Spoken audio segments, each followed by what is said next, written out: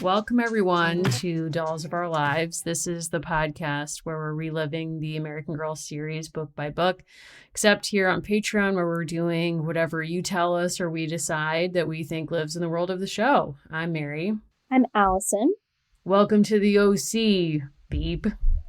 I'm not going to swear because I know you don't like that, but I was thinking about iconic teen show quotes in honor of our subject today. We read a book called, do you have the title in front of you?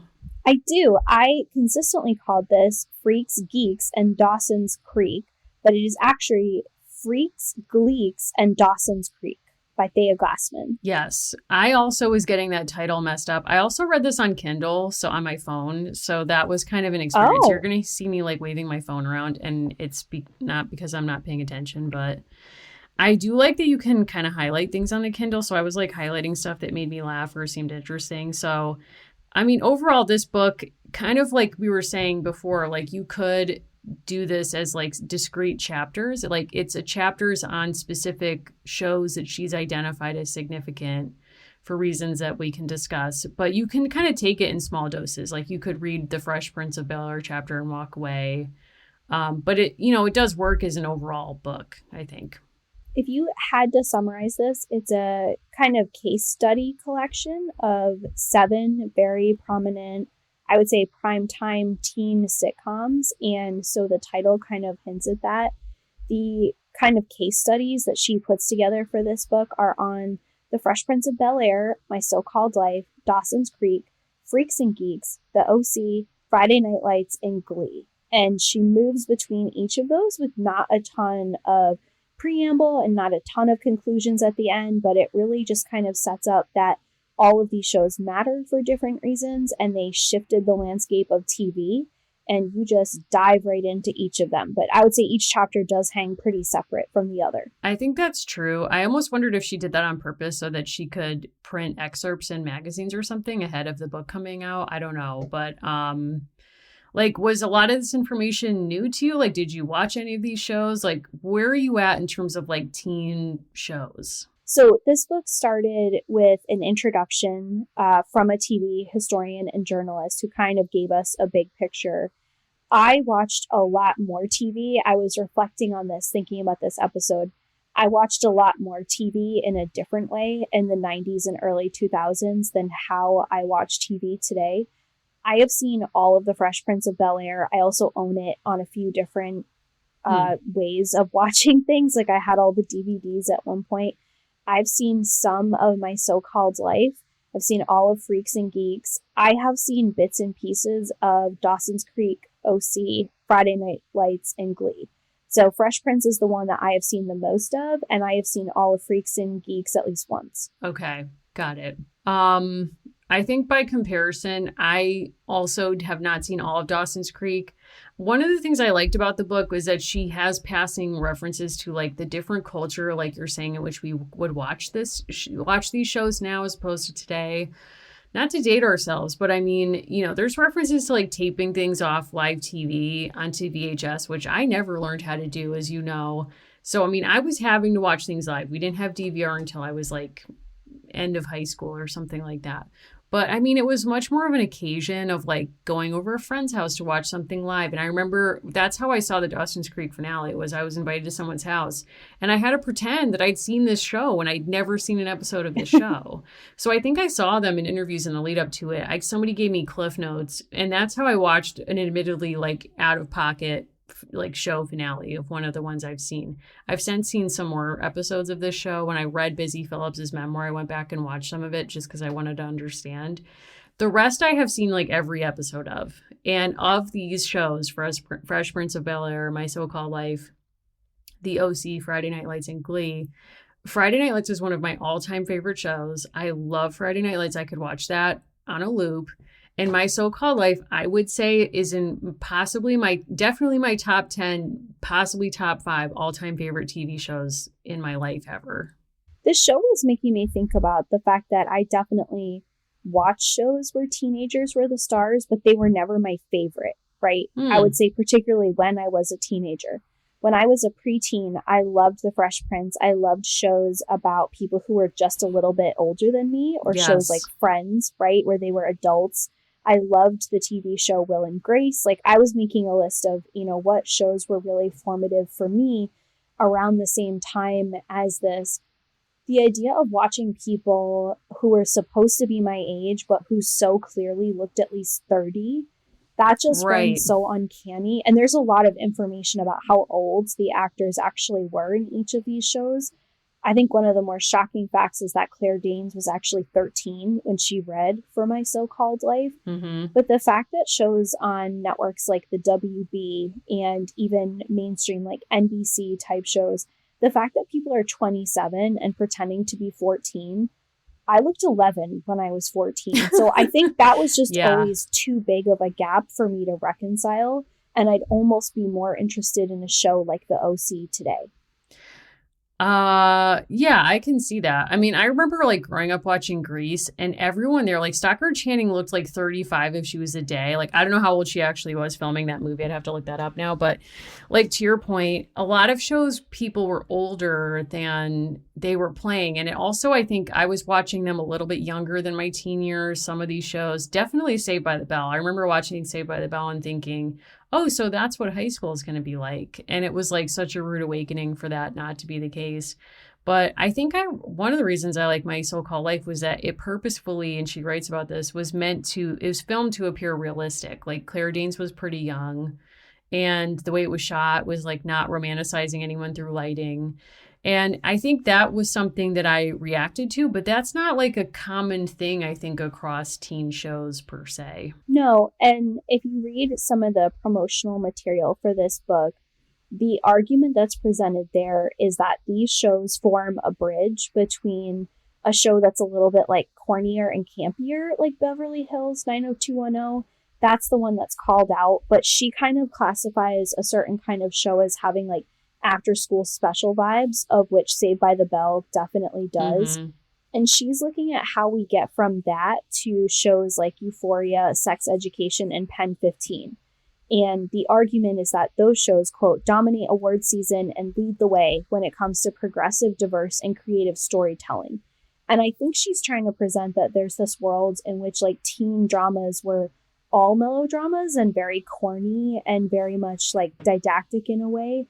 And now they're very progressive and they're sort of like ahead of the morals of mainstream society, and that these get us there. I don't know if I buy that or need to buy that to enjoy the book, but I think that's what the argument is here. I think that's what the argument is. And I agree with you that you don't have to buy it to enjoy the book, because I don't buy that. And I still enjoyed reading this book. I think there's like certain choices that she made that kind of upends like what she's, or like helps to clarify what she's doing. I think, first of all, if that's what she's trying to do, she shouldn't end with Glee. She should have ended with like Pen 15 or Euphoria to kind of show the full, like, to me, the evolution from My So-Called Life to Euphoria is really interesting, because My So-Called Life, according to her and a lot of people, was so path-breaking because it was realistic, because teens talked like teens talk, and because they didn't insist on the main character being likable, which is a major thing, I think, in a lot of teen shows, is like the idea of like, you know, Taylor Swift wasn't the first person to like call out anti-hero archetype. But I think for this to work,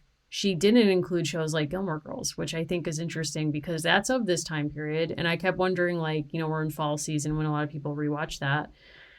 I remember watching Gilmore Girls and being like, Rory is kind of like not the hero of this show to me. Like, I liked all those side characters more, like Miss Patty and so on.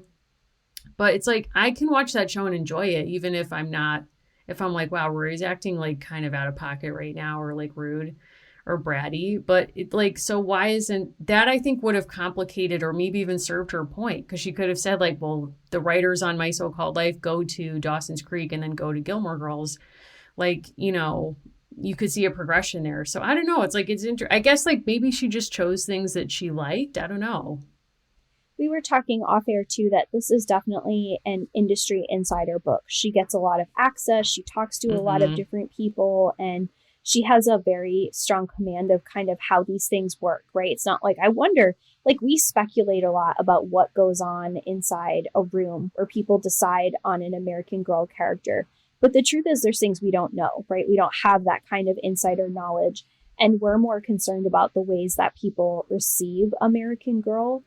This book is not that. This book is about how shows were made and like how decisions were made.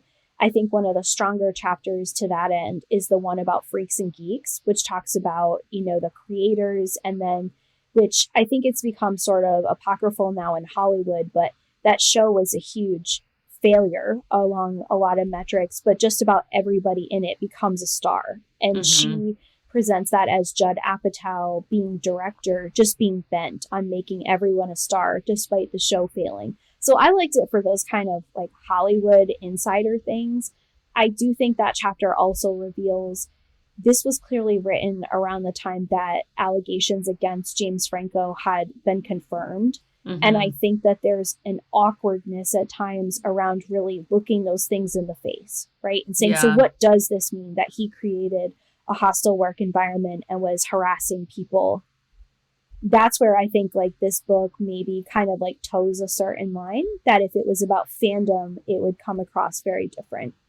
Yeah, I think like there's times when she engages her own fandom, and I wish that the book had been written more almost from that perspective. I think like maybe behind the scenes there's a lot going on we don't know, that like maybe she doesn't want to burn bridges professionally to get access to people for further interviews for other projects, or who knows like what practical concerns she might have. But I found the James Franco section to be like I bumped up against it because it is like she seems to be afraid to really call out behavior that's been noted in detail in like Busy Phillips' memoir, for example. And a lot of people confirmed her accounts of him pushing her to the floor on set. And, then later with the Lea Michele stuff, like she outs herself as a huge Gleek, the author. And while she is forced to acknowledge the Lea Michele allegations, I think she really lets her off the hook quite easily and doesn't really linger on it. And there's almost like an unwillingness to be critical of Glee in a professional capacity in which she is capable of being critical of sort of like the creative choices being made by the creators of Friday Night Lights or the OC, because I think she doesn't have as closeness, like a personal closeness to it.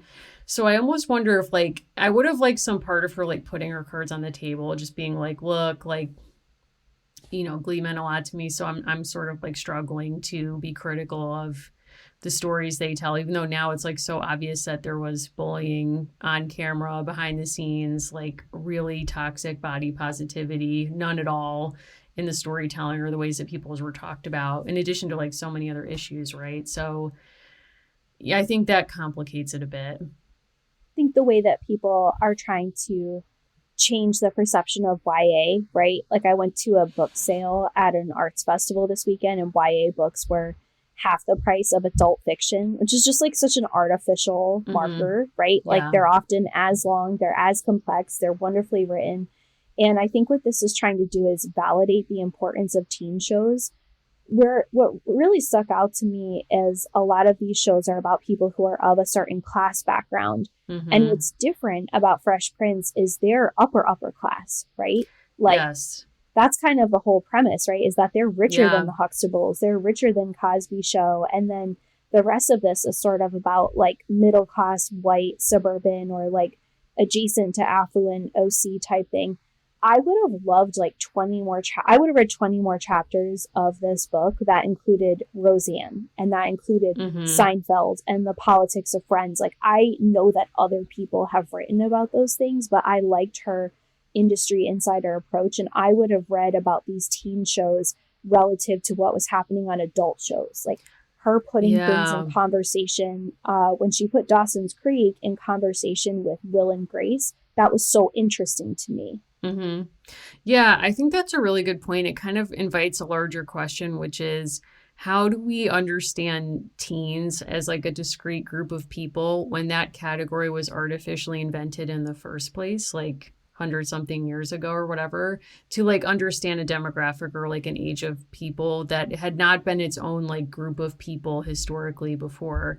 And how do we kind of talk about them as like people with concerns that are like specific to their age group, or like there's a lot of emphasis in the book to being like, well, teens have their own language, so we must like, have them speak in their own language. But then it's like there's all these other affiliations and associations that might actually be more meaningful than people's shared age, or like trying to make everything fit into some artificial like teen box. Like, as you're saying, like, what would it be like to compare, you know, Dawson's Creek to Will and Grace, or to ER, or to these other shows that are mostly populated by adults, but like, you know, like looking at how they handle like gender or, you know, whatever, like, I don't know. The whole genre, right? If you look at YA in the written form or TV shows like this, it's the Steve Buscemi clip where he says, like, how do you do, fellow kids? Exactly. It's adults trying to imagine what will activate in younger people. I think that's why the closing anecdote, and this is not a spoiler, about people who are basically strangers connecting over rewatching the OC makes a ton of sense. These shows are written by adults projecting onto a certain idea of younger people. And so, of course, you also totally dig it when you're older. Yeah, of course. Like, yeah. Now you're the same age as the writers, and you're looking back Exactly. nostalgically on Yes. a period that you can't access anymore. Like, I think there are a lot of things, like American Girl is one of those things, but saying to people someday, like, oh, were you a Glee? Like, who did you identify with, right? What number is your favorite? That's not about being a teenager anymore, right? That's having a common language that circulates around teenagerhood, but there's no teenagers really making that show. It. Yeah, I think that's why one of the reasons why Clueless is one of my favorite movies of all time, because Amy Heckerling, is that how you say her last name? I forget, but she wrote this adaptation of Emma, and it's like one of the things that she said was like, one, she wanted the characters to speak like teens, like whatever that means, but she also purposefully invented fake slang that they all use, because she basically was like, I didn't want to use real slang that would date it to a specific time and also to a specific region. Like, I think it's so smart to make up a fake like slang language or lingo that like adults watching the film would feel like they're in on, so to speak, as including like actual teens watching it. So now when I watch it, I'm not like romanticizing some fake teen experience I had that's like theirs, because it's purposefully like so wildly different. But I think it helped it really age well, because it's sort of like timeless in a way. I mean, it's very 90s like fashions and whatever, but like I thought that was such a smart acknowledgement of how language can really like mark an age group of people or something, and purposely making a choice to be as inclusive as possible by like turning to invention. I also think you learn a lot in this book about like dynamics between characters and then things that were happening offset. Like, if I knew any of these stories, I like long ago forgot them, right? They would have been covered in tabloids or like different, like Us, weekly, like you don't hold on to that kind of information. But even learning what was happening on set of The Fresh Prince of Bel-Air, right? That this was kind of Will Smith's like first act and a half. He'd lost a bunch of money after some issues with taxes, and he was trying to reinvent himself, and the different dynamics, like the actor who played Aunt Vivian being swapped out, like the acknowledgement at his all request, these years later. Like he basically got her fired. And the kind of look to camera moment of like, there's something different about you, Aunt Viv, sitcoms used to do that in a very deliberate way. They'd add children in. It would be like, you were born so fast, and kind of the pan to camera. I'd never thought of that as really being the true precursor to the style of The Office, although it definitely is. Yeah, I didn't make that connection either, so that was sort of interesting to read, but it's also kind of an interesting study. Like, we can go through each show, and like the first show in the book is Fresh Prince of Bel-Air, and it's interesting to see a show that is so defined by propping up the person at like one star on the show. Like, that entire show is about Will Smith. And what was interesting was reading how much power he accrued behind the scenes, where like obviously he got like first Aunt Viv fired, which he apologized and acknowledged like, years later on a reunion.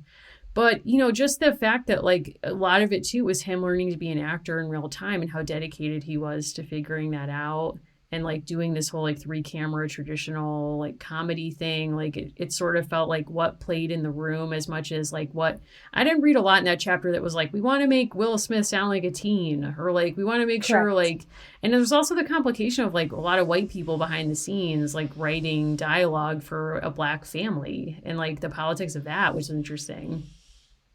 whenever you read about, the behind the scenes of a movie or a TV show, I think you realize that the dynamic on every single production is completely different, right? You read about famous TV shows where so many things are ad-libbed or people change the script. One of the things I love on TikTok is when people put a script on one side and they show the scene that made it into the final cut on the other. And then if there's some kind of commentary about how directors allow that or don't, right? Whether they allow the actors to change it at all, or there are pretty famous sets where a lot of comedians, they want it to feel as natural as possible. So they almost abandon the script. They want it to feel as improvised. Will Smith, we learn in this book, was memorizing everyone's lines. That was part of his early process. And mouthing the words as other people were saying them. And then finally, it was so distracting, people had to ask him to stop. That was unreal to read. Like the fact that he could do that he had that level of recall and commitment was really impressive. There's a moment, it's described on page 13, that Don Cheadle is playing like a friend from Philadelphia. And it says, quote, "The rapper studied Cheadle so intently that he unknowingly began mouthing his lines. Susan eventually had to intervene and give him a heads up." Like he was doing this as a routine practice and people weren't appreciating it. I did love that some of the characters came out of real experiences people had. Like the sisters on that show, Ashley and Hillary, are probably two of my favorite sitcom characters of all time. And I love learning about moments where actors are questioning whether a certain character would do something, right? Like the famous scene where the older sister walks into a glass door. Like, would this actually have happened? And them allowing a studio audience to cast the vote by seeing whether they laugh. Yeah, I mean, it's kind of interesting to think about the audience as like a writer in the writer's room who gets to really shape where things go. And that was kind of a through line across a lot of the shows, was like a lot of the shows pivoting when the audience didn't react to stunt plots or stunt casting or whatever directions they wanted to go in. But also like, with Fresh Prince, like seeing how they also navigated public or like events in pop culture that they had to acknowledge, like the Rodney King coverage, I thought was really interesting. I think where this book allows you to consider, right, and it doesn't try to sway you one way or another, they choose to delve into that by having, the surrogate parents, right, Mr. and Mrs. Banks, like go back to the neighborhood where they're originally from as part of a cleanup, and that allows them to start a conversation. These shows really could be very heavy-handed with social issues, but Glassman makes the argument that these are different from after-school special types. I've seen some of these clips resurface recently from Fresh Prince. They're pretty much as not, head on the nail as Saved by the Bell. Like they have a very clear lesson. The famous like police brutality episode, the episode where Will's father makes a promise to him and then doesn't follow through. Like they're all but looking at the camera with a PSA. Well, and also that scene where Will's father doesn't follow through and Will Smith gives this monologue, which is depicted in the book as like a major turning point in his acting evolution to do dramatic work. And he says like, "Why doesn't he love me, man?" Like to the dad or to Uncle Phil. And he starts crying and Uncle Phil holds him and he's like, "That's acting," like in his ear, whispering it.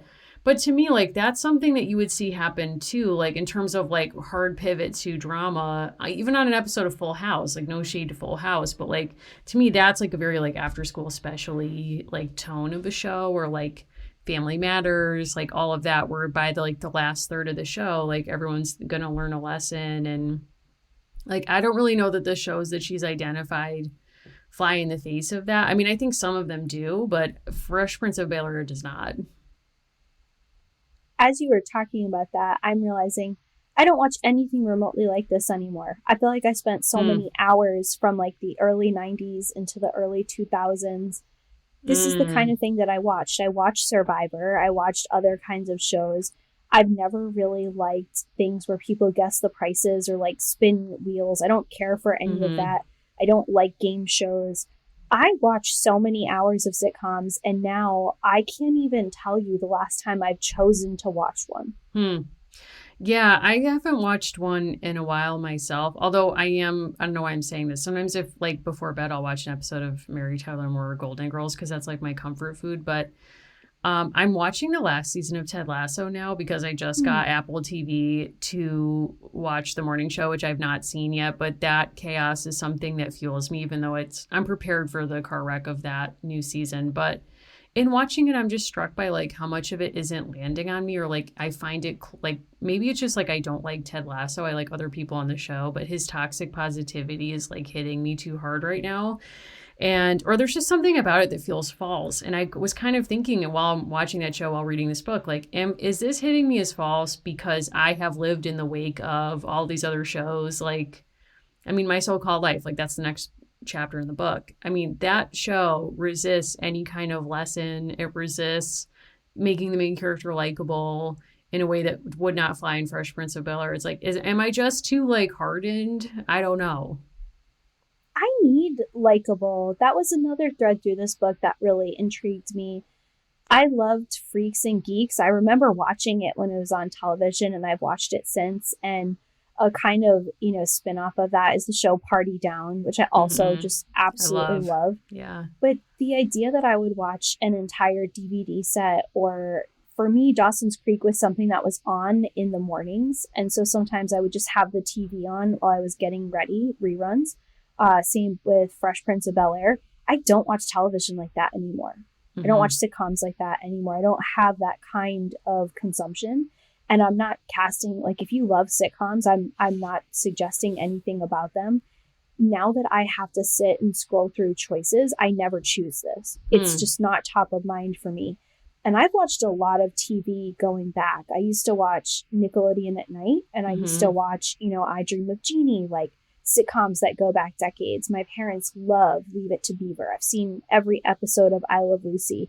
And I was just looking at, the first half of my life versus the second half of this being this kind of comedy and drama being such a huge part of it, to now it being completely non-existent. Like, I don't consume, and I would say, honestly, anything like this anymore, which is really weird. And why is that? I think, honestly, it's become much harder for me to watch television. I think I'm so much choosier now. Television was an event. I know that's like a cliche in the media world. Television was an event. My family and I watched television together. We put on the Thursday night or Friday night lineup. I had Saturday morning cartoons. That was for me. My family would have nights where we would watch retro television. Now, if I'm watching something, it's because it's a prestige show and I'm interested in it. It sparked my curiosity. It has to rise above everything else I could do for me to choose it. Whereas in my household growing up, we'd have 2 or 3 TVs across the house just on at all times. Interesting. So TV was just there, like a radio. Right. And I just don't do that. I do that with podcasts, but I don't do that with television. I think for me now, like reading this book made me think like TV is something I now engage when there's a way I want to feel. Like I will turn on a sitcom at 10:30 at night when I'm winding down to go to bed, and I don't want anything to upset me, but I just want something that's going to sort of like be entertaining and light as I'm getting ready to, like, then I'll usually read for a little bit and fall asleep. Anna will fall asleep like mid-sentence. There's always like one person in a relationship who's like falling asleep at the drop of a hat. I am not that person, but that's usually my routine. So I would watch, like, I watched all of Frasier, which listeners told me to watch, and it was like entertaining. It didn't upset me. I will watch that before bed. But like you're saying, I don't know that I would sit down and be like, I'm going to watch a sitcom at, dinner time or something like that. I mean, now that's when I'm watching Ted Lasso, but I prefer, like, I'm in my British mystery era, so I'm still watching a lot of those. But I do find that a lot of times now I'm thinking, like, I don't want something that's going to upset me. So I haven't seen a lot of things that people have recommended, because if I think it's going to be too dark for me, like, I just don't want to go there right now. I just find that that's, like, actually a barrier for me. I'm the opposite. Like, I would happily put on The Sopranos or Dateline or 48 Hours or one of my other, like, prestige, like, anytime, right? Like, I will put that on anytime. That is always, like, very comforting to me. I don't, that's all good. I've been sort of rewatching clips of Sex and the City on TikTok, and then with the new season, I would, like, ping pong and I would watch certain old episodes that I really enjoy. But my relationship with TV is very different. I think TV was more of a common culture thing. right? Like I knew a lot of people who were watching TV, and now I feel like people just have so many more choices with the cords being cut that it's like, it's not, I have to go out of my way to watch things in common with people. I sort of accidentally watched the first episode of Golden Bachelor, and then it like lured me in. Like I said, never again. I love Golden Bachelor. Honestly, I cried so much in that first episode. I was like, you're so beautiful. Like everyone on that show, I want to hear your thoughts about it. I think where I took a break from it, right, was like the recycling of what felt like the same kinds of things over and over. And like my frustration with like the like revolving hosts and like the show not knowing what to do with itself. I feel like this reinvention was so needed because it was so easy to be just like beyond cynical about it to a degree where it wasn't enjoyable for me anymore. Not that I ever thought it was a certain thing. I think what's fascinating is like all of the things that made the last few seasons not interesting to me are gone, right? Like the notion that people are really just there to be influencers or to get followers, or that people are building up a certain expectation of what life is going to look like. These people actually seem grateful for a human connection with another person. And that has felt so absent on TV for me for a long time. Yeah. Also, the headlights. What were we doing? What was happening with that? Why didn't the producers make sure his car was in proper working order?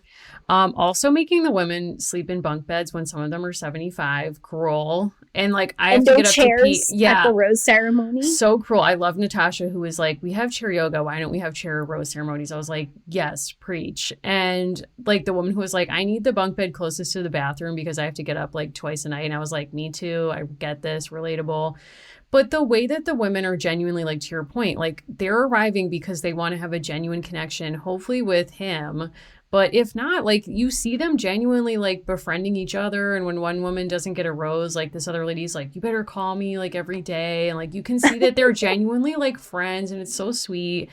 And it is like so different than the toxicity of Batch. Like I also haven't been watching for a few seasons, and now like I'm firmly back in because I just find it so endearing. But like to carry your point, like back to teen dramas, like I think when I was watching teen shows, and even now, I think like a lot of it, like in the same way I don't watch sitcoms or I'll watch them if I want to feel like good or just like don't want to think. I think I watch teen dramas too to be like, wow, that's an interesting way to like be a person, or like just figuring yourself out. Like, oh, is that a way a family can look? Like, I mean, I remember One Tree Hill's not in this book. I'm offended. That was my teen show. Okay. Yeah. And that show had no basis in reality, and it never pretended to. And I respect that.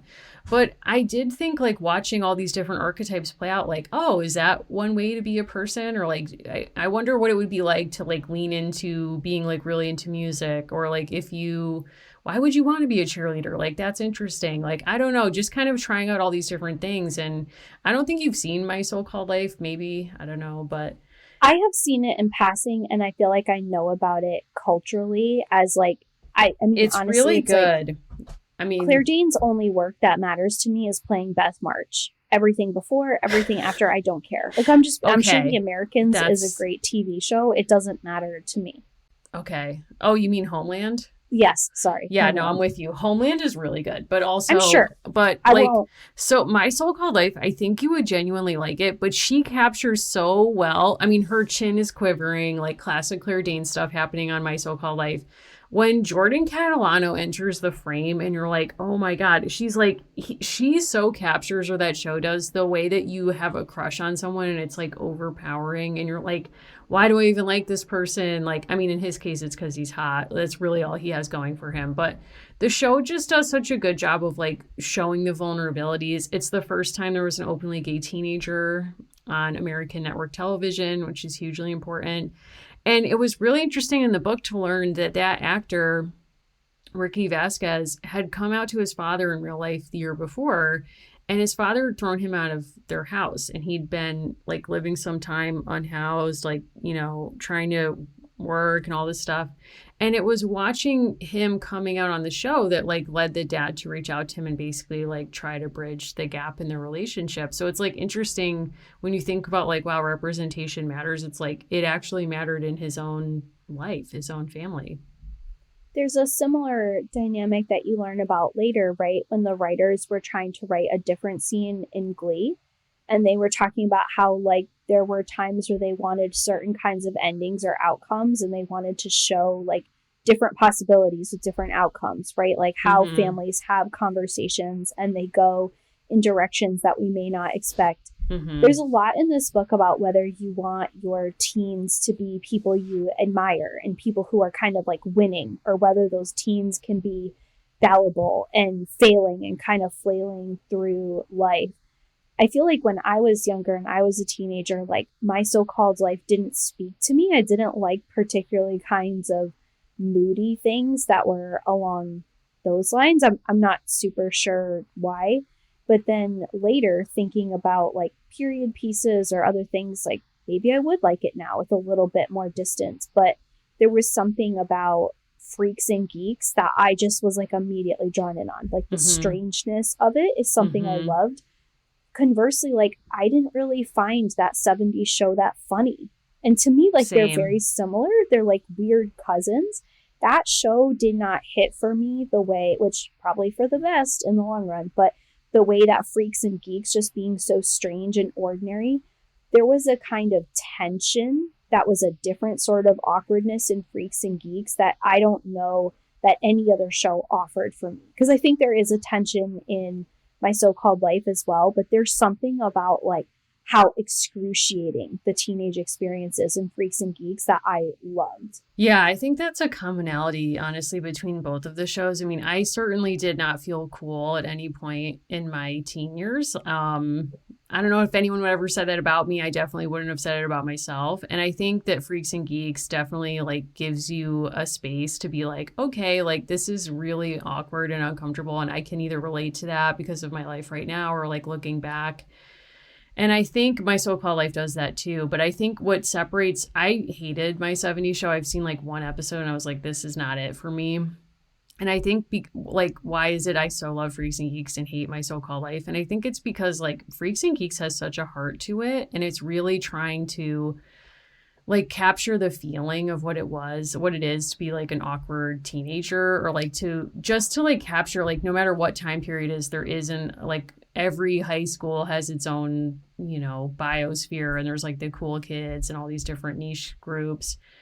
But my 70s show was like punchline, set up, punchline, resolution after 30 minutes. Like, I don't think there was like a heart and soul to that show. Whereas like to me, like when writing about like she interviews like Paul Feig, who created it based on a lot of his own experiences. And it's like, you can feel that. You can feel like this is based on something real. Absolutely. And the fact that, he really struggled and was just about to give up before he kind of gets this break in Hollywood. And I do think if the casting had been different for that show, it wouldn't have been remarkable. I think the casting is a huge part of it.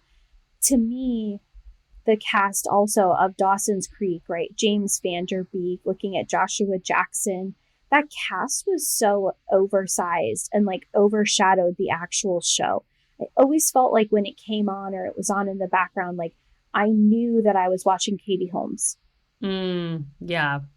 Because they were such stars, right? And this is before, and she makes this point, this is before TV was really prestige, right? Like you were sometimes taking a chance by being on certain networks for a long-standing TV show. And I was very surprised. I don't think this is a spoiler. There's sort of two endings of Dawson's Creek, one in which, Joey, who is played by Katie Holmes, like really has this kind of moment of breaking away. There's this ongoing love triangle. Is she going to choose Dawson or Pacey? And it's like, well, she chooses herself and she has an adventure.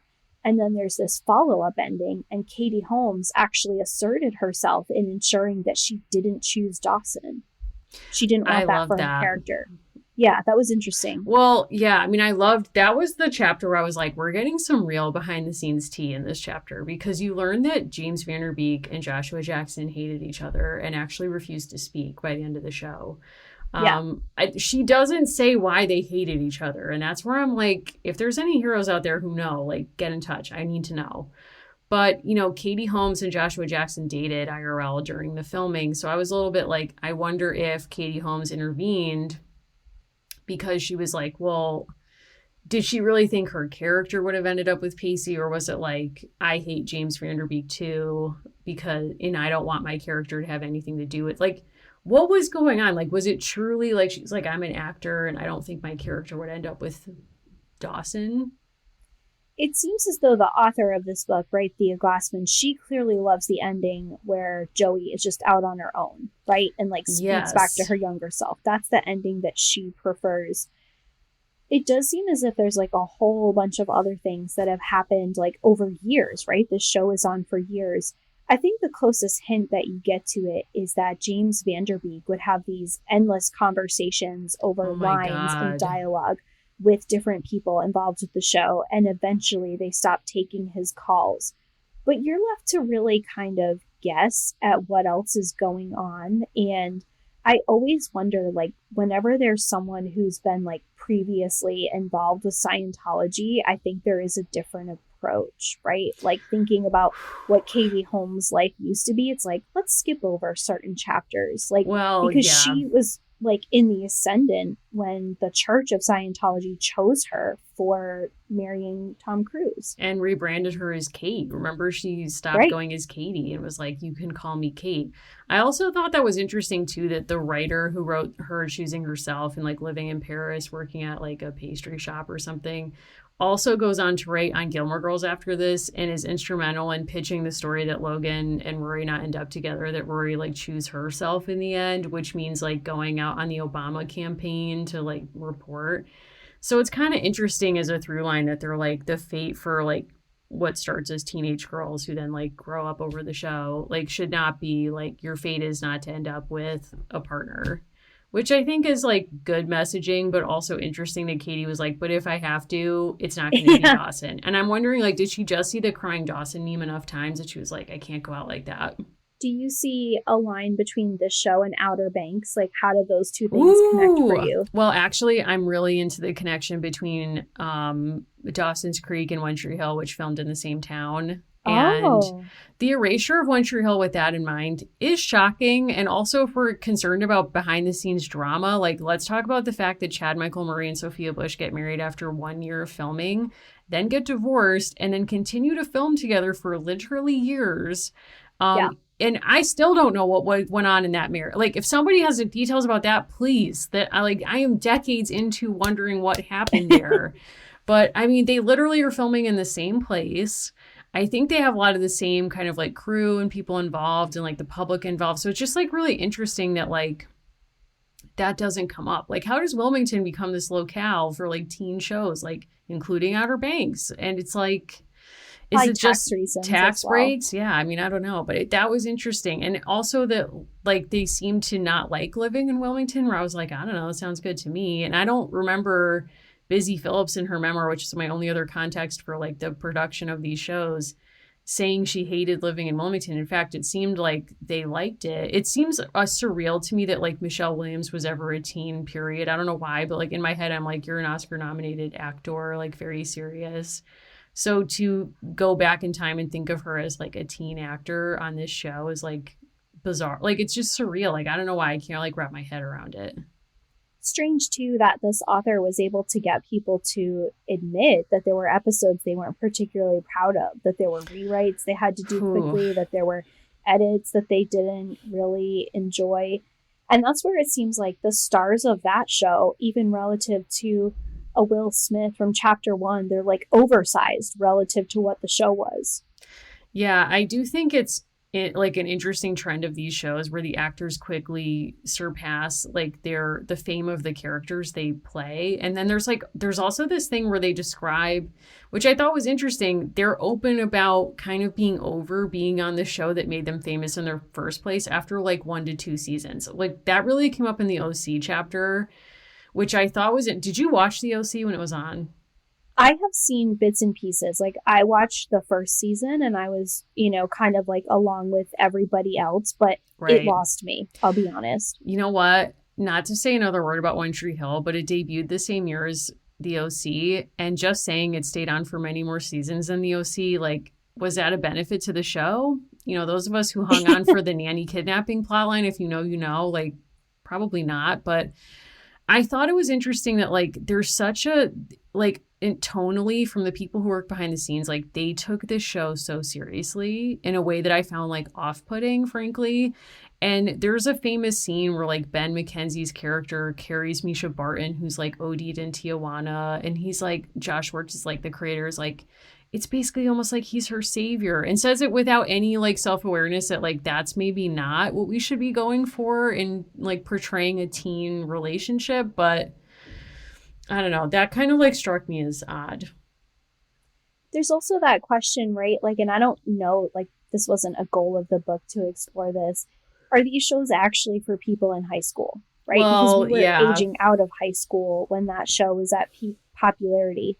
I felt like I was doing a ton of watching of people in high school and middle school, and then even I kind of tapered off. And to your point about the actors, of course you don't want to play a teenager forever. You want to have a frontal lobe and like move on. I mean, Well, that's kind of the whole issue. I think it's funny too, like that a lot of them, and this came up in the Friday Night Lights chapter too, like they go to Carnegie Mellon or like these very serious theater programs, and Ben McKenzie in the OC is depicted this way as like being a very like theater actor, and how Tate Donovan, who plays Misha Barton's dad and then kind of returns as a director behind the scenes, he basically was like the one who called out that they were all over being on the show after like season 2. And he was like, you guys should enjoy it. Like this goes by so quick. Like, don't take it. And, like, he pulls Ben McKenzie aside in particular, which makes me think Ben McKenzie was like being a diva or something. But he was like, you know, he was a theater actor and he wanted to do really serious stuff. And he was nervous about playing the bad boy. And Tate Donovan basically was like, get over it. You think, though, there's people from Beverly Hills 90210 who really never launched after that show. Well, and that's what he challenges him when he pulls him to the side. He's like, Ben, who is Ian Ziering? And he's like, no idea. And he's like, he was a star of Beverly Hills 90210. You have no idea who he is now. Like, fame is fleeting.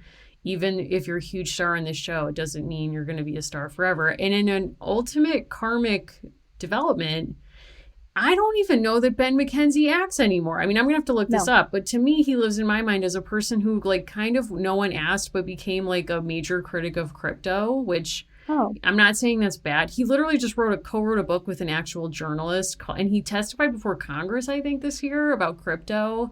And I'm like, why is this your lane? Like, what happened to you with crypto that you're like, this is the fraud I'm calling out in late-stage capitalism? Like, this is too far. That's why actors are so interesting, because it's like you just don't know where it's going to go, right? Like, I absolutely really don't. Loved Blossom, and you know, to know that, you know, Mia Bialik ended up getting a PhD and then was like, no, I'm going to dabble in another random sitcom, becomes one of the most like highest paid actors on a sitcom of all time, and then says, no, I'm going to do Jeopardy. I might scab. No, I won't. No, she didn't scab, but Ken Jennings did.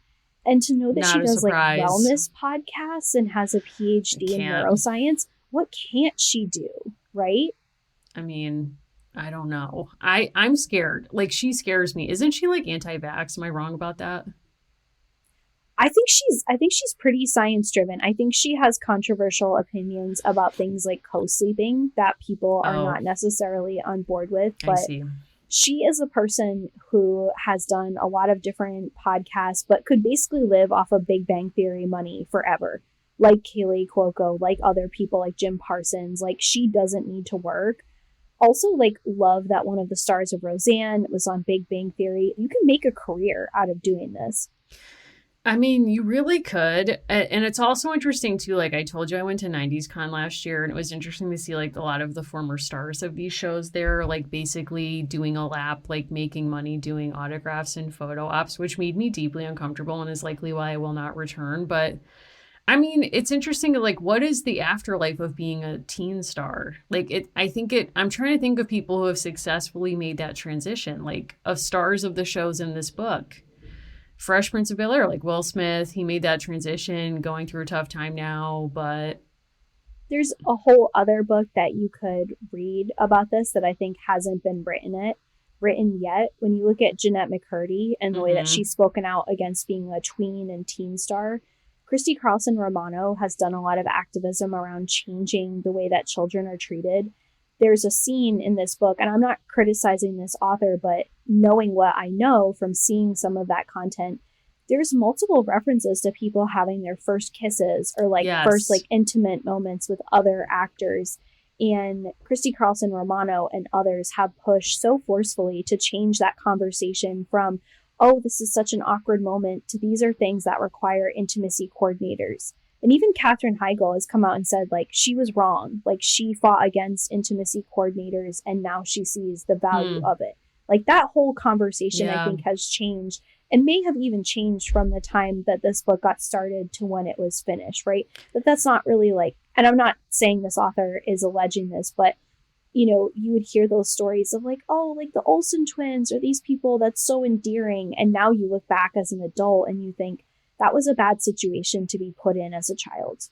Yeah, I mean, I really felt for Claire Danes in this book when the director or whatever describes like preparing Claire Danes for like a kissing scene, and basically she turns beet red and is like, he's like, yeah, so like, you know, when you kiss someone, and she's like, I've never kissed anyone before. And just like having to disclose that alone is like so vulnerable and like not something that should be forced. And she kind of just reports these moments without, I think it would have just been nice, like maybe it's implied, but just to kind of say like, obviously this is really uncomfortable and we would hope it wouldn't happen today. And in the Friday Night Lights chapter, there's a lot of moments where like they had like 3 camera crews going at all times. I have no idea how they actually like filmed that show without it being total chaos. But one of the female actors was crying, like a teen girl, and the director's like, make sure we get that. Like, instead of being like, why? And she was crying in real life because the show was ending and she was sad.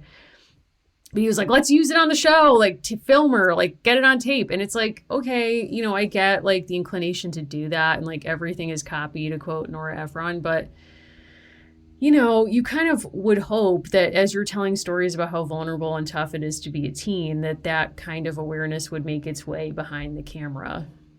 I knew the least about Friday Night Lights and Glee going into this book. Oh, really? Have you not seen Friday Night Lights?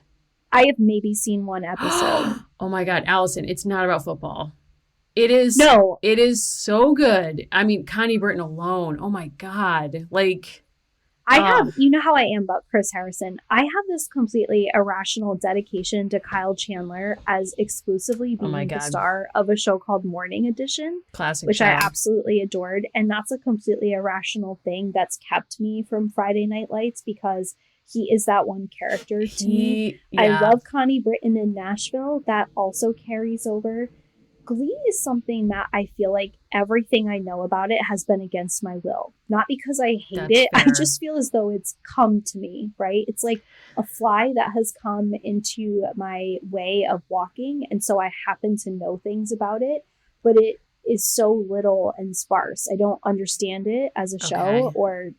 So, yeah, I have a lot of feelings about that chapter in this book. And I think even as I prefer, like, sort of like the fan critic approach, like when we read Everything I Need, I Get From You, which I thought was a wonderful book.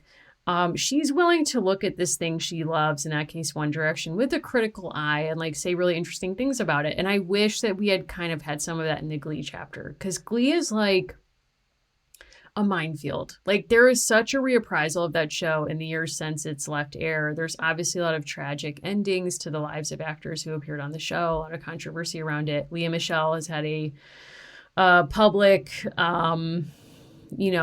call to awareness about her behavior. And so there's all of these like fraught things. The show itself covered plot lines in ways that you could say were like inappropriate even in the time. And yet I was watching it because I'm a huge fan of music. I'm a huge fan of musical theater. And, you know, am I a friend of a cappella groups? Not really. But like it just seemed like it was in the zeitgeist at the time. And it was like everyone was talking about it. And I wanted to know, like, I remember the Madonna episode. I remember all these different things. Like Amber Riley has an amazing voice, etc. But I mean, so I think it's like I was never like a Gleek. Like I was not a diehard, and I stopped watching it after like maybe the first or second season, when I kind of was like over the shtick of it. And I found it kind of mean at times, but like, I just feel like she has a very low tolerance for anything that resembles negative feedback on Glee. And that I think harms the book, especially when she's positioned it at the end to be kind of like the fulfillment of like creating this like magic teen show. Do you think that she had the same level of insider access? I feel like this being the most recent, people weren't as willing to talk. No, I mean, she doesn't get Leah Michelle. She didn't get Amber Riley. And Amber Riley has done a lot of interviews about her experience with Glee and, you know, the preferential treatment, especially after Glee, given to someone like Leah Michelle, not her, when you could argue that they are the same, if not Amber Riley more talented. And I think that would have benefited her chapter. Whereas like with Friday Night Lights, like she gets access to a lot of people. She doesn't get Connie Britton. She doesn't get Kyle Chandler, I don't think. But like she gets like the creator. She gets a lot of the actors. She doesn't get Ryan Murphy.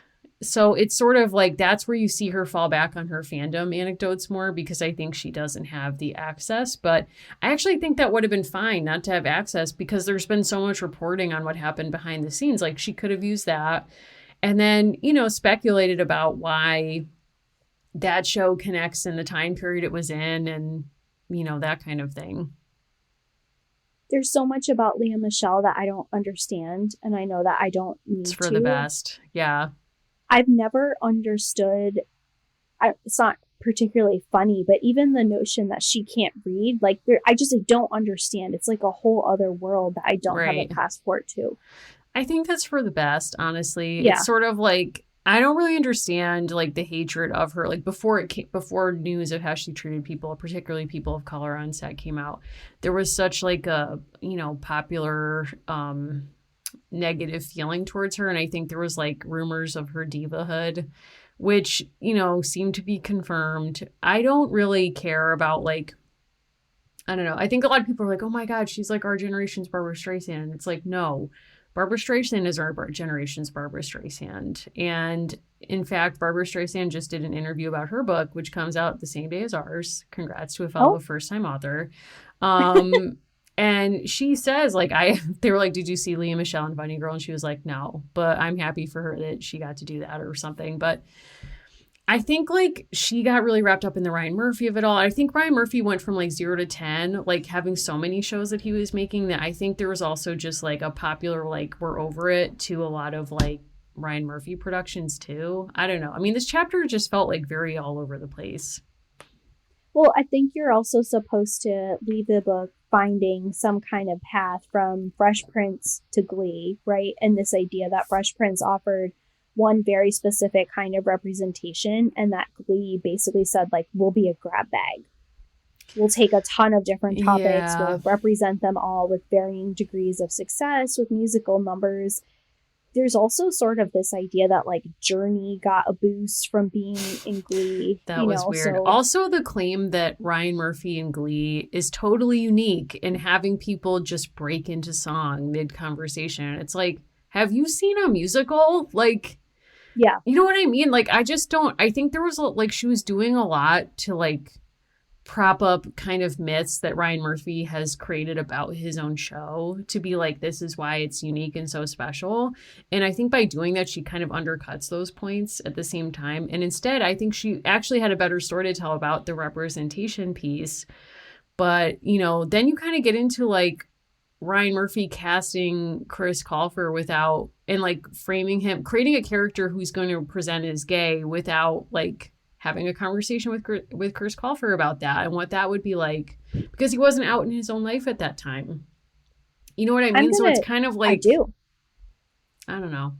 I'm going to completely speculate, and this is me making something up, that there was a version of an outline of this book where instead of it being, you know, case studies of sitcoms, that each one of those was also going to hit home on a certain trope, because Friday Night Lights is ostensibly, but not really, about jocks and their world. Mm-hmm. The My So-Called Life is about sort of like the loner or like the weird girl. Like, I'm obviously oversimplifying. That there's the kids in the Glee Club, there's the popular kids in Dawson's, right? That like there's an alternate structure to this where it is about each of these sitcoms, but it's also about a trope. Mm-hmm. But I think ultimately where this book lands is trying to say that all of these exploded those categories in various ways. And I thought, yeah, I'll buy that. Good enough, right? Yeah. Close. Yeah. Not quite. But like, and that Glee takes every one of these, even though it's supposed to just be about Glee Club kids, and takes them apart, right? Like Right. that each of these showed us like that rich kids aren't just the rich kids. They're not just like from the Clueless or the OC, but that like there's this whole interior life and people are kind of playing with these things. I was like, yeah, okay, maybe. Just an alternate way that this could have been. But I liked Yeah. learning about each of these shows, even if you have not seen them. I like them. Yeah, I think this is a book where it's like there are times when she feels like she has to be the first person to make an argument about a thing. And it just kind of reminds me that, like, I don't think that's an essential trait of a good book. Like, I feel like she could just tell interesting stories about these shows. And we would be like, okay, like, and that's kind of the stuff I enjoyed the most was just like hearing about behind the scenes drama and kind of like what it was really interesting that like the writer of My So-Called Life became like this really important person to all these other people about writing teen dialogue, that they used her as a model. And Yes. it made me want to go back and rewatch all these shows, honestly, to see how they all impacted one another because, you know, for teen shows, like they're all created by adults, and a lot of these adults went from like one of these shows to the next, and there ends up being a lot of overlap or just like almost a genealogy of like the creator of the OC being like, well, I really, you know, like the people on Dawson's Creek were like, we thought we were doing My So-Called Life. And then they told us it was like more of a soap opera, but like them thinking or like being really influenced by these other kind of things. I don't really think about shows, I guess, in that way or like identify like what their influences would be. I think about that more in music, like this band was influenced by this band or whatever, but it's interesting to think about TV that way. Especially with the writer's strike ending, this is a good reminder Yes. that like robots don't need to be writing TV, people need to be writing TV, and like the biases and you know Yes. the life experiences that they bring with them, that you know Freaks and Geeks started as a draft that was basically just school that you know, Right. became this whole other thing right as he was about to give up. I thought that was fascinating. Like even if this wasn't really part of your life, I think you'd enjoy reading it because I didn't watch half of these shows and I liked it a lot. Yeah, I did too. And you're just like reminding me that, like, speaking of sitcoms, the one of the ones I do watch is Abbott Elementary. So I'm like really sad that's been delayed. I really hope that comes back soon. I hope the actors strike ends soon and they get what they want. But yeah, I mean, I think a lot of these shows are about like how messy it is to be human. So it's hard to fathom like AI taking that on. I know that like, I'm sure that will happen, but yeah, it'll be interesting to see like what would the next couple of shows be that we would add to this canon, like what has happened since Glee, like Gossip Girl comes on and like, you know what I mean? So it's like, I guess the teen show is like going to stay with us, but obviously it might look really different. Euphoria is obviously very different from what's going on in this book. You could not pay a robot enough to produce the Golden Bachelor. No, I mean, that's only something a person can do. Yes. It took me by surprise. Like, it was on, and then I was like, gosh darn it, this is a good show. It is good. And you know what? They've cut it down to an hour. So it's like no filler. It's all gold. Everyone is pretty nice. There's no like really They know toxic people have stuff. to go to bed. They have People have to go to bed. things Unlike to Love is manage. Blind, which is like, oh my God. Are you watching that? I am watching Love is Blind, and I'm scandalized. I'm taken aback. I think part of my issue with certain shows now is just like sitcoms, right? They fold in on themselves at some point. I need people who are not in on this to get like, you know, like vitamin endorsements. And Yes. we're just past that. You have to come up with a new model. You have to actually surprise people. I've been watching videos of people who are part of undercover boss experiments where they explain their side. And it's like, that's what I'm looking for now. I'm looking for the place where like the center stopped holding a long time ago and like you're telling me your truth in a 3-minute video. Yeah. Or like people doing ASMR dental visits. Like that's where I am. I'm not saying that's a morally superior place to any Wow. of these TV shows, but like I'll come back when the content is good enough. Okay. I think that's or bad fair. enough, you know? I mean, that's certainly part of it. I mean, Like I recommend Sarah Jessica Parker, she like puts on a hat and I'm like, oh, great. Here's my wow, subscription she's so money. good wearing a hat. Yeah, no, I feel that. Well, even the morning show is like really terrible, but there's something about it that just keeps bringing me back. Because Reese doesn't have to work. She chooses this. Or Jen Aniston, and they're both like, we're doing this. Like, we are actors, and this is our, you know, showcase. And you're like, huh? Like, it's just like, it is wild. It is wild what they were doing on that show. I can't wait. I haven't seen the new season, but it's It's something. Yeah, they're girl bossing too close to the sun, that's for sure. Final question. You have to live in the world of one of these sitcoms. Which one are you living Hmm. in? That's hard. I'm going to say Friday Night Lights. Just because, like, if I could be friends with Tammy Taylor, I would do it. For real estate purposes, Dawson's Creek, but I do not want to hang out with James Vanderbeek at all. Those are my two options. What about you? I'd be part of a staff on the OC, but my top choice is to just be like Linda Cardellini's friend on Freaks and Geeks, which I feel like is like a cultural desire that like we all got to see expressed on the show Dead to Me, which was wonderful. Yes, it was. I'm happy that she's had like a second act because I think she's really a great actor. She's deserving and she's wonderful. And like we would just write out James Franco. Yeah, he just doesn't exist anymore. He's done. To me. That's my choice. Okay, I respect it. Well, what are we doing next month here, Allison? Next month, we have our book coming out. So whoop, whoop. We're doing a Q&A. People can write to us. Oh, yeah, that's right. That was my first question. Yeah. You answered. Look at us. Look at us go. So look at us go. Our book's coming out November 7th. And sometime after that, we're going to give you a chance to read it if you so choose. And write us any question you want. We'll put them all together and we will answer all of your questions, and we'll have that coming to you next month. We're so excited. We may have some surprises for our patrons. We'll see. But yeah, we're excited for that. And then in December, we're doing Britney Spears. Britney Spears memoir. Can't wait. Cannot wait. So, get that book. Get ready to read that with us. I'm also going to be reading Barbara Streisand's memoir, which Allison clocks in at over 800 pages or something. But you know what? She's got a lot to say. She's got a lot of ground to we're cover. not busy next month. That tracks. I don't have anything to do.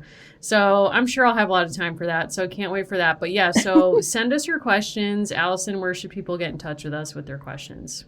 I'm at Allison Harks. I'm pretty easy to find. Talk to me about your favorite TV shows. Look up this podcast. I mean, you made it here, so you kind of know where to do that.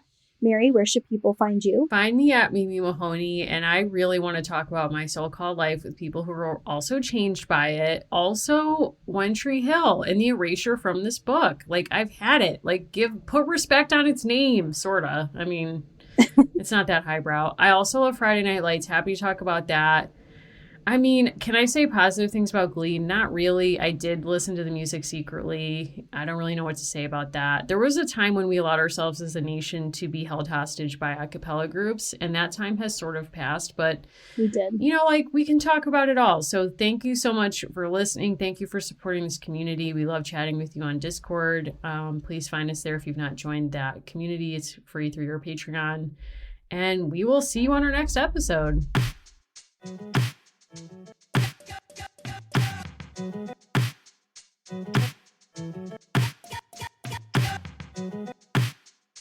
you.